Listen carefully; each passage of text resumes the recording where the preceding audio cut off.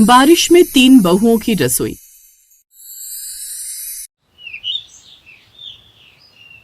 भयंकर बारिश में किसी पहाड़ी पर बसे गांव में अजय विजय विक्रम की एक साथ शादी हुई। राधिका, ममता और नेहा ब्याह कर पहली बार बारिश में ही ससुराल पहुंची। ससुराल में उसके सास ससुर भी थे। बहू, तुम तीनों जल्दी से कपड़े बदल लो क्योंकि बारिश की वजह से तुम तीनों भीग चुकी हो। उसके बाद पहली रसोई की रस्म करेंगे। ठीक है सासू माँ। तीनों अपने अपने कमरे में चली गई, लेकिन जब तीनों कपड़े बदलकर वापस आईं, तब सारे लोग दंग रह गए क्योंकि अभी तक तो तीनों ने शादी का जोड़ा पहन रखा था, लेकिन अब राधिका ने स्लीवलेस ब्लाउज और हल्की सी साड़ी पहन रखी थी। ममता ने छोटे छोटे कपड़े पहन रखे थे, जबकि सबसे छोटी बहू नेहा ने घूंघट के साथ भारतीय परिधान पहन रखा था। क्या बात है, अभी तक तो तीनों एक जैसी लग रही थी, पर अब अचानक तीनों अलग अलग लगने लगी। ससुर जी, मैं पढ़ी लिखी टैलेंटेड लड़की हूँ, मॉडर्न भी हूँ, जो कि मेरे कपड़ों से झलकता है। मैं तो राधिका भाभी से भी ज्यादा मॉडर्न हूँ। दोनों बड़ी बहू कॉन्फिडेंस में थी, लेकिन नेहा बेचारी घूंघट डालकर डरी सहमी खड़ी हुई थी। उसने कुछ बोला ही नहीं। नेहा, इन दोनों ने तो बता दिया, तुम भी अपने बारे में कुछ बता दो। मैं क्या बताऊं सासू माँ, मैं तो गांव की रहने वाली हूँ। पढ़ी लिखी तो हूँ, लेकिन बचपन से गांव में रही हूँ, इसलिए मुझे फैशन के बारे में ज्यादा नहीं पता। कोई बात नहीं बहू, लेकिन सबसे अच्छे संस्कार मुझे तुम्हारे ही लगे। तो चलो, आज तुम तीनों की पहली रसोई है, जाकर खाना बनाओ। लेकिन इस घर में रसोई तो सिर्फ एक ही है। हम तीनों के लिए अलग अलग रसोई बनाइए, तभी तो पता चलेगा किसका खाना बेहतर है। बहू, यहाँ पर कोई कंपटीशन नहीं होने वाला, तुम तीनों को मिलजुल कर ही काम करना है। हाँ दीदी, पिताजी बिल्कुल सही कह रहे हैं। तो चुप कर, हम लोग खाना तभी बनाएंगे जब इस घर में 3 अलग अलग रसोई हो जाएंगी। पर बहुत भयंकर बारिश हो रही थी, आसमान में बिजली कड़क रही थी और बाढ़ जैसी आई हुई थी। भैया, हमें नहीं लगता कि हम पहाड़ी के नीचे उतरकर खाना ला पाएंगे, खाना ऑर्डर करके मंगा लेंगे। थोड़ी देर बाद ड्रोन से खाना आ गया और सारे लोग खा पी कर अपने अपने कमरे में चले गए, लेकिन तीनों भाई अभी भी बाहर हॉल में बैठकर कुछ प्लान बना रहे थे। यार, एक वक्त का खाना ही खाना इतना महंगा पड़ गया, रोज रोज हम बाहर से खाना नहीं मंगा सकते। ऐसा करते हैं, रात भर मेहनत करके 3 अलग अलग रसोई बना देते हैं। तीनों बारिश में ही बाहर गए। पहाड़ी वाला इलाका था, इसलिए पत्थर उन्हें आसानी से मिल गए। उन्हें रात भर मेहनत करके 3 अलग अलग रसोई बना दी। सुबह उठते ही, यार ममता, हमने तो सोचा था इतनी बारिश में इतनी जल्दी 3 अलग अलग रसोई ये लोग नहीं बना पाएंगे, लेकिन हमारे पति तो हमसे भी चालाक निकले। अब क्या ही कर सकते हैं दीदी।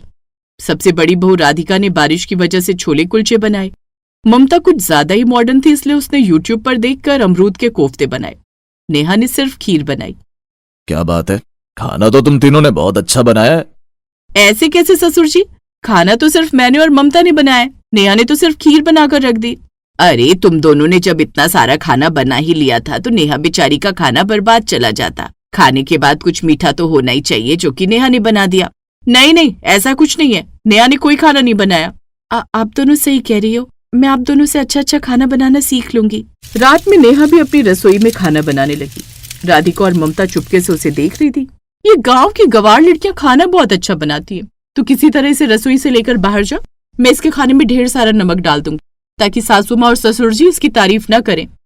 क्या बात है दीदी, खुराफात तो आपके दिमाग में मुझसे भी ज्यादा भरी हुई है। ममता किसी बहाने नेहा को उसकी रसोई घर से बाहर ले गई। इतने में राधिका ने उसके खाने में ढेर सारा नमक डाल दिया। भयंकर बारिश हो रही थी।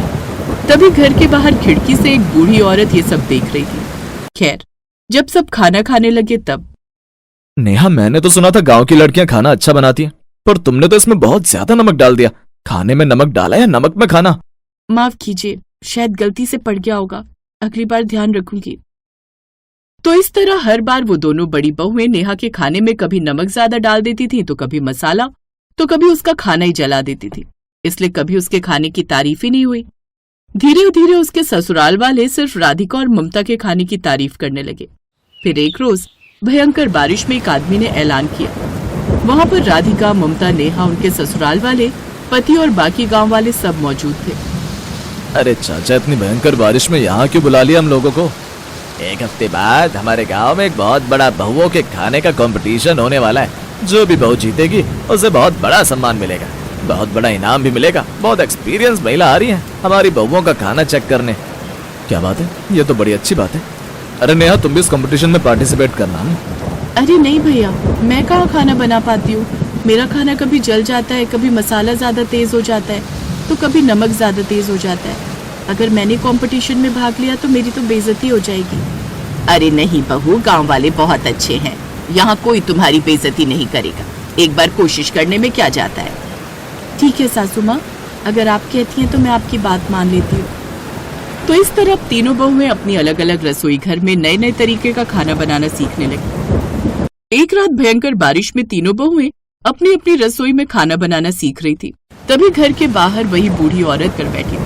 ममता और राधिका गुस्से में बाहर आई। ओए बुढ़िया, हम अक्सर देखते हैं तुम्हारे घर के बाहर बैठी रहती है, चल भाग यहाँ से। बेटी, एक हफ्ते से कुछ नहीं खाया, कुछ खिला दो। तुम जैसे लोगों को मैं अच्छी तरह जानती हूँ, अगर एक बार खाना खिला दिया तो रोज हमारे घर के बाहर बैठी रहोगी। चलो हटो, हमारे घर की शोभा मत बिगाड़ो। वो बूढ़ी औरत बेचारी वहाँ से चली गई और थोड़ी दूर पर किसी पेड़ के नीचे बैठ गई। थोड़ी देर बाद नेहा की नजर उस पर गई। वो खाना लेकर उसके पास पहुंची। अम्मा, खाना खा लो और मेरे घर चलो, यहाँ बारिश में भीगकर बीमार हो जाओगी। अरे नहीं बिटिया, तुमने इस भूखी बुढ़िया को खाना खिला दिया, मेरे लिए यही बहुत बड़ी बात है। फिर अगले दिन कंपटीशन वाला दिन था। गांव की सभी बहुएं अपनी अपनी रसोई में खाना बना रही थी। इधर राधिका, ममता और नेहा भी खाना बना रही थी।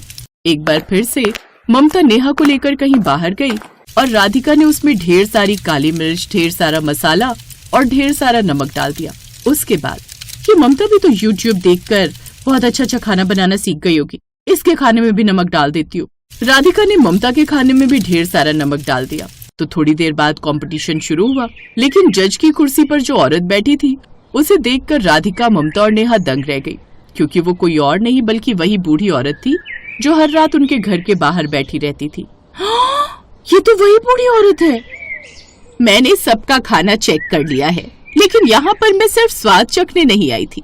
जो इंसान लोगों की भूख की कदर ना करे, वो इंसान कभी अच्छा बावर्ची या अच्छा शेफ बन ही नहीं सकता। इस शो की विनर है नेहा। राधिका, ममता, तुम दोनों हर वक्त उसके खाने में कभी नमक डाल देती थी, कभी उसका खाना जला देती थी, इसीलिए उसका खाना आज तक सही नहीं बन पाया। जबकि सबसे स्वादिष्ट खाना वही बनाती है, वो लोगों की भूख को भी समझती है। तुम दोनों ने मुझे उस रात धक्के मारकर भगा दिया था ना।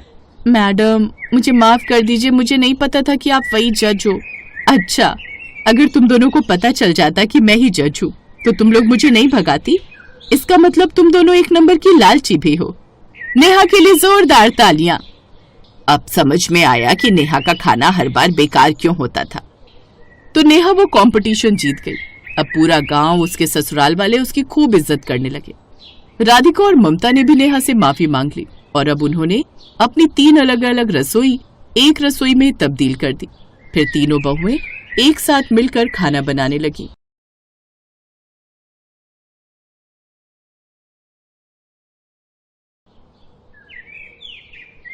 बेटा, शहर जाकर तुम तीनों अपना ख्याल रखना और समय समय पर चिट्ठी लिखते रहना। माँ, तुम चिंता मत करो, हम अपना ध्यान रखेंगे। और हाँ माँ, हम शहर से ढेर सारा पैसा कमा कर लाएंगे और फिर हमारी सारी परेशानियां दूर हो जाएंगी। ये कहकर वो तीनों शहर चले जाते हैं। रमा अपनी तीनों बहुओं सुमन, पूजा और मीनू के साथ रहती है। साथ ही उसका पोता मोंटू भी उनके साथ रहता है। कुछ दिन तो उनके ठीक ठाक निकल जाते हैं, लेकिन उसके बाद हालात बहुत बुरे होने लगते हैं। परेशान होकर रमा अपनी बहू से अपने बेटों को कई चिट्ठियां लिखवाती है, लेकिन उनमें से एक का भी जवाब नहीं आता। ना जाने इन तीनों को क्या हुआ है, एक भी चिट्ठी का जवाब नहीं आया। अरे अपनी माँ को ना सही, कम से कम अपनी पत्नियों को ही चिट्ठी लिख लेते। मुझे तो लगता है वो वहां जाकर हमें भूल गए हैं। नहीं माँ जी, ऐसी बात नहीं है, हो सकता है वो किसी काम में व्यस्त हो। अरे ऐसा भी क्या काम कि अपने बेटे तक का भी ख्याल नहीं आता उन्हें। कुछ ही दिनों में उन्हें पैसों की तंगी होने लगती है। पहले जहाँ पूरा परिवार भरपेट खाता था, अब वो एक रोटी खाकर ही गुजारा करते हैं और कमजोरी के कारण मोंटू की तबीयत बिगड़ने लगती है। ये देख रमा किराने की दुकान पर जाती है और लाला से कहती है, लाला मुझे थोड़ा राशन उधार दे दो। तुझे उधार दे दूं? हैं? पहले ही तू मेरा कर्जा नहीं उतार पाई है और अब और उधार लेने की बात कर रही है। लाला, जैसे ही मेरे बेटे शहर से लौटेंगे तो मैं आपके सारे पैसे आपको लौटा दूंगी। हम सब ने 2 दिन से कुछ नहीं खाया और मेरे पोते की हालत खराब हो गई है। तो मैं क्या करूं? मैं क्या यहाँ खैरात बांटने बैठा हूँ? जब तक तू मेरा पहले का कर्जा नहीं दे देती तब तक मैं तुझे और उधार नहीं दे सकता। रमा उदास होकर घर आने लगती है। तभी वो रास्ते में भंडारा बंटते हुए देखती है। वो भंडारे का खाना अपनी बहुओं और पोते के लिए लेकर घर आती है। सभी उसमें से थोड़ा थोड़ा खाकर सो जाते हैं।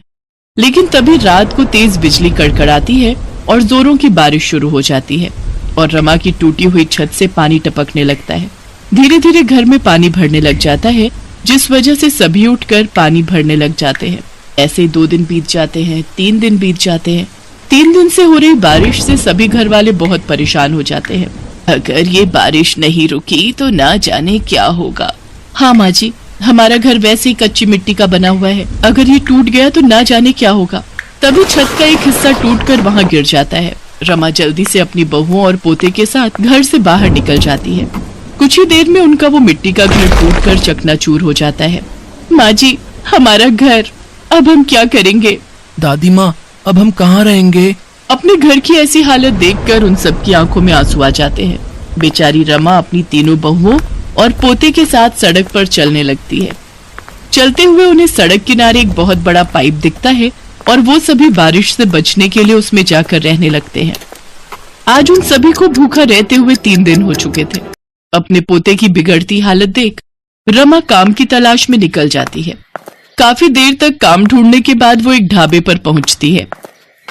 सेठ जी, मेरी 3 बहुएं और पोता 3 दिन से भूखे हैं। इस बारिश में हमारा मिट्टी का घर भी ढह गया है, इसीलिए मैं काम की तलाश में निकली हूँ। कृपा करके आप मुझे कुछ काम दे दीजिए, मैं कुछ भी काम कर लूंगी। मैं तो खुद कब से काम वाली की तलाश में था। अच्छा हुआ आप आ गईं। आप यहाँ काम कर सकती हैं, इससे हमारी भी काफी मदद हो जाएगी। आपका बहुत बहुत शुक्रिया सेठ जी। रमा अगले दिन से ही उस ढाबे पर काम करने लगती है और अपनी बहुओं और पोते का पेट पालती है। ऐसे ही समय बीतता है और एक रोज रमा के तीनों बेटे गांव वापस आते हैं। उन्हें जब गांव वालों से अपने घर के हालातों के बारे में पता चलता है तो वो उस ढाबे पर पहुंचते हैं जहां रमा काम करती थी। उन्हें देख रमा की आंखों में आंसू आ जाते हैं और वो रोते हुए कहती है, कहाँ थे तुम तीनों, और तुमने आज तक क्यों नहीं एक भी चिट्ठी का जवाब दिया? हाँ तुम सब जानते भी हो तुम्हारे पीछे से हमें कितने बुरे दिन देखने पड़े। माँ, शहर में काम के चक्कर में हम तीनों भाई आपको चिट्ठी नहीं लिख पाए, लेकिन हम जिस मकसद से गए थे वो पूरा हो गया माँ। हाँ माँ, हम तीनों ने खूब पैसा कमा लिया है। अब हम उन पैसों से एक नया घर लेंगे। और माँ, साथ ही अब हम यहीं पर अपना कोई काम शुरू करेंगे और एक साथ खुशी खुशी रहेंगे। ये सब सुनकर रमा बहुत खुश हो जाती है। इसके बाद तीनों भाई एक बड़ा सा नया घर खरीदते हैं और खुद का बिजनेस खड़ा करते हैं, जिससे वो और भी ज्यादा पैसे कमाते हैं।